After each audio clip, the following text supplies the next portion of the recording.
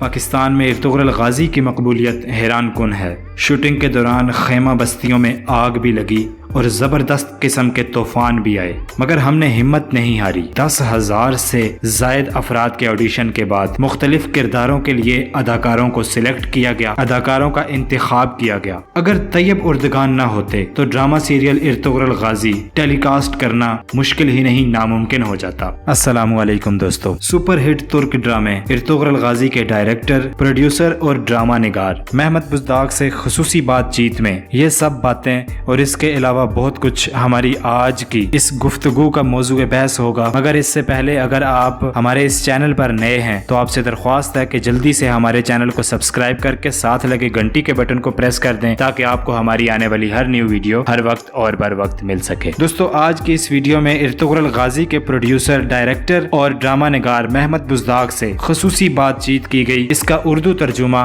آپ لوگوں کی سماعتوں کی نظر کرنے جا رہے ہیں۔ شروع کرتے ہیں آج کی اس گفتگو کا اردو ترجمہ۔ ویسے تو اب آپ کے نام اور کام سے ایک دنیا واقف ہے، لیکن ہماری اور ہمارے ناظرین کی معلومات کے لیے اپنے خاندان، جائے پیدائش اور ابتدائی تعلیم و تربیت کے متعلق کچھ بتانا چاہیں گے آپ؟ جی ضرور، میرا تعلق ترکی کے ایک علاقے قیصری سے ہے جہاں میرا پورا بچپن گزرا۔ میرے دادا حافظ قرآن اور ایک مسجد کے پیش امام تھے، جبکہ چچا نے بھی دینی علوم کے شعبے میں اعلیٰ تعلیم حاصل کی ہوئی تھی۔ اس کے علاوہ میری والدہ بھی خاصی مذہبی خاتون ہے اور میں نے اپنی تعلیم اسکاریا یونیورسٹی ترکی سے حاصل کی ہے۔ میں نے شعبہ تاریخ میں گریجویشن کیا ہوا ہے۔ تاریخ کو پڑھنے کے بعد ڈراموں اور دستاویزی فلموں کے اسکرپٹ لکھنے کی جانب آپ کا رجحان کیسے پیدا ہوا؟ اصل میں مجھے کم عمری سے ہی لکھنے لکھانے کا بہت شوق تھا۔ ہر وقت کچھ نہ کچھ لکھتا رہتا تھا، اور پھر ایک رات میں نے صوفی بزرگ مفکر و محقق ابن العربی کو خواب میں دیکھا، اور بس اس خواب کے بعد میری زندگی کا رخ ہی بدل گیا۔ میں باقاعدہ طور پر لکھنے لگا۔ بعد ازاں ایک دوست کے ساتھ مل کر ایک کمپنی قائم کی جس کے پلیٹ فارم سے میں نے دستاویزی فلمیں تیار کرنا شروع کی، اور یوں اس فیلڈ میں میں آگے سے آگے بڑھتا چلا گیا۔ محمد بزداق صاحب، دنیا بھر میں خصوصاً پاکستان میں یہ ڈرامہ بہت زیادہ مقبول اور بہت زیادہ دلچسپی سے دیکھا جا رہا ہے، تو آپ نے یہ ڈرامہ کیا پاکستان کو ذہن میں رکھ کر ہی لکھا تھا؟ سچی بات تو یہ ہے کہ جب ہم نے یہ ڈرامہ سیریل بنانے کا ارادہ کیا تو سب کا یہی خیال تھا کہ اسے ضرور پسند کیا جائے گا، لیکن جب یہ نشر ہوا تو کوئی خاص رسپانس نہیں آیا۔ مگر مجھے یقین تھا کہ اگر ہم ڈرامے کی کہانی صحیح طریقے سے سمجھانے اور پیش کرنے میں کامیاب ہو گئے تو اسے ملکی ہی نہیں بلکہ بین الاقوامی سطح پر بھی بہت پسند کیا جائے گا۔ لیکن اس قدر مختصر مدت میں یہ ڈرامہ اس قدر مقبول ہو جائے گا یہ ہم نے سوچا بھی نہیں تھا۔ خاص طور پر پاکستان میں اس ڈرامے کی شہرت و مقبولیت تو ہمارے لیے بہت زیادہ حیران کن اور خوشی کا باعث ہے۔ محمد بزداق، اس وقت رجب طیب اردگان برسر اقتدار نہ ہوتے تو کیا آپ کے لیے یہ تاریخی ڈرامہ تیار کرنا ممکن تھا؟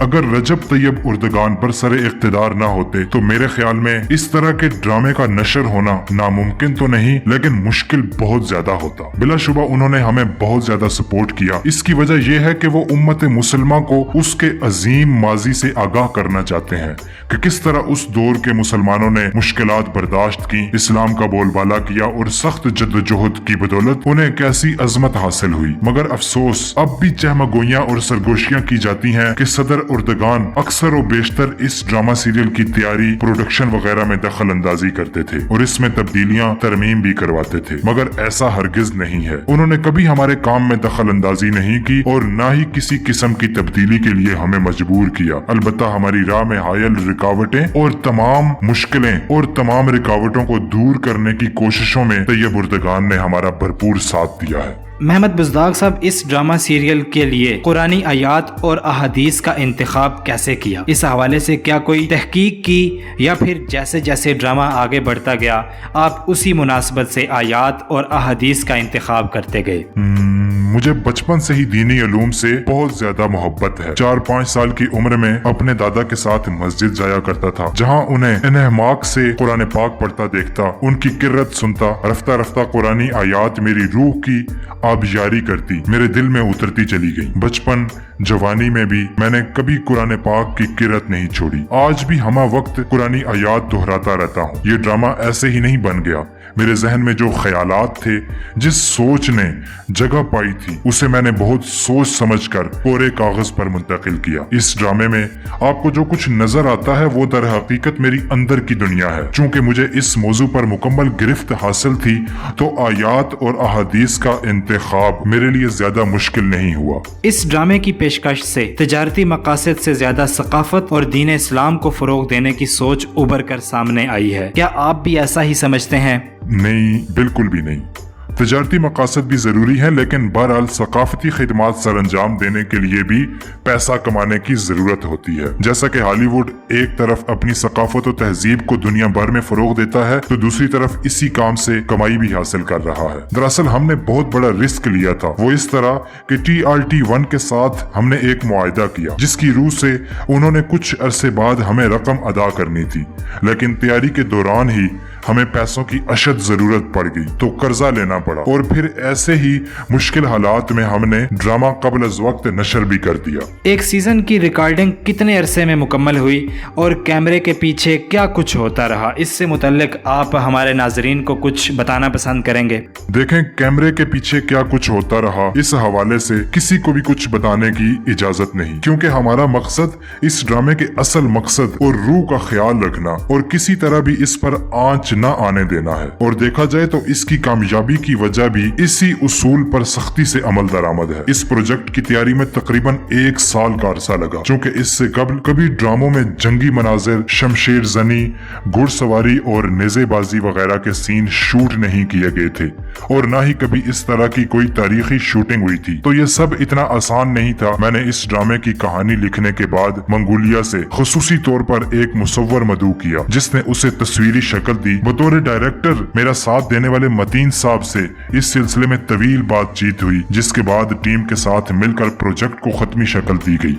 अगले मरहले में कजाकिस्तान से खास तौर पर हमने घोड़े मंगवाए जिसकी तरबियत के लिए एक फार्म कायम किया। फिर मुंतखब अदाकारों को उस दौर के जंगजुओं की जिंदगी, रहन सहन और बोदोपाश से आगाह करने के लिए एक कैंप लगाया गया जिसमें उन्हें बाकायदा तरबियत दी जाती थी। इस दौरान एक अलमिया ये हुआ कि हमारी टीम ने तकरीबन 9 माह की सख्त मेहनत के बाद एक खैमा बस्ती कायम की कि शूटिंग का आगाज हो सके, लेकिन अफसोस कि एक तूफानी बगोले ने पूरी बस्ती तबाह कर दी। बहरहाल हमने हिम्मत हारने के बजाय निहायत मुख्तसर अरसे में नए सिरे से खैमा बस्ती कायम की और पूरी मेहनत और लगन से अपने काम का आगाज किया। तुर्की के मौजूदा और इस ड्रामे में पेश किए जाने वाले दौर में जमीन और आसमान का फर्क है, तो क्या आपने नई नस्ल को इस्लामी तारीख और दीन इस्लाम से रोशनास करवाने के लिए ये ड्रामा तैयार किया था और इस मकसद में आप किस हद तक कामयाब रहे हैं?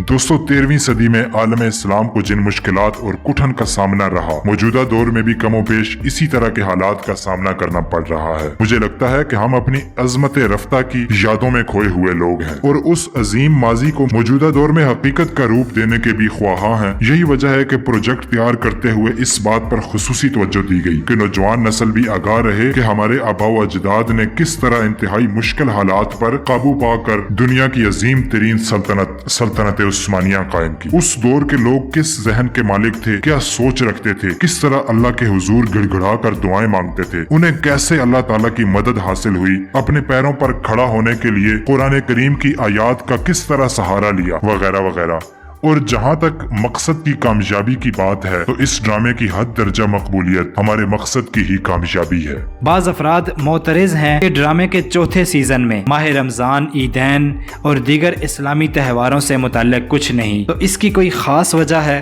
दोस्तों, ये ड्रामा 5 सीजन्स पर मुश्तमिल है। चौथे सीजन की जब शूटिंग की जा रही थी तो इस दौरान माह रमजान या ईद वगैरह के त्योहार नहीं आए, मगर हमने हालात के मुताबिक नमाज के मनाजिर जरूर पेश किए हैं। ताहम अब कुर्लस उस्मान ड्रामा सीरियल में माह रमजान के मनाजिर भी पेश किए जाएंगे और अफ्तार का भी एहतमाम आप हमारे कुर्लस उस्मान सीजन में देख पाएंगे। आपकी नजर में इस ड्रामे को कामयाब बनाने में किस अदाकार ने अहम किरदार अदा किया है? दोस्तों, तमाम अदाकारों ने बहुत अच्छे किरदार अदा किए और सब ही ने अपनी सलाहियतों का खुलकर इजहार किया, जैसे इर्तुगरल, हलीमा, इब्न अल अरबी, सलेमान शाह, हाइमा आना, सुलजान खातून और बामसी वगैरह। अगर इनमें से एक कैरेक्टर को शोहरत मिलती और बाकियों को नहीं मिलती तो देखने वाले लगातार 2 घंटे स्क्रीन के सामने अपनी सांसें रोक कर कभी न बैठते। वैसे मैं समझता हूँ कि इस ड्रामे की कामयाबी की सबसे बड़ी वजह इर्तुगरल की जानिब से अपने साथियों को यकजहती और इत्तेहाद का दर्स देना है। محمد بزداق صاحب، ڈرامے کے بیک گراؤنڈ میوزک نے سب کے ہی دلوں کے تار چھو لیے، تو اس موسیقی کے انتخاب کے بارے میں آپ کچھ کہنا چاہیں گے؟ ناظرین، ہم نے 4-5 موسیقاروں کے ساتھ کام کیا، لیکن جس قسم کی موسیقی ہمیں درکار تھی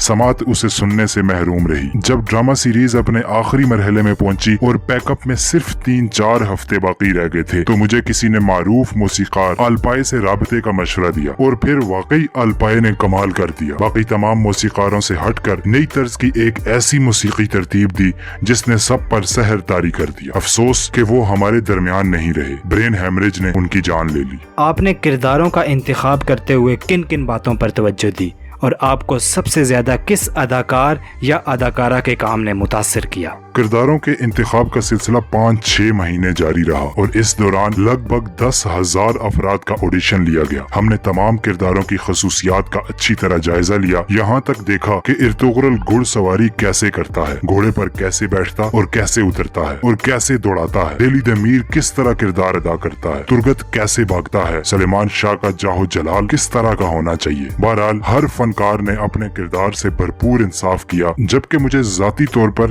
ابن العربی کے کردار نے بہت متاثر کیا۔ آپ نے اس ڈرامے میں اقتدار کے حصول کی خاطر بھائی کے قتل کو جائز دکھایا گیا ہے، کیا یہ صحیح ہے؟ دیکھیں، بات یہ ہے کہ ہم تاریخ میں رد و بدل نہیں کر سکتے۔ اس دور میں ڈیموکریسی تھی، نہ انتخاب ہوتے تھے اور نہ ہی انتخابی نظام رائج تھا۔ اقتدار میں آنے کا واحد راستہ جنگ اور طاقت کا استعمال ہی تھا، جس کے لیے ہر عمل جائز تھا۔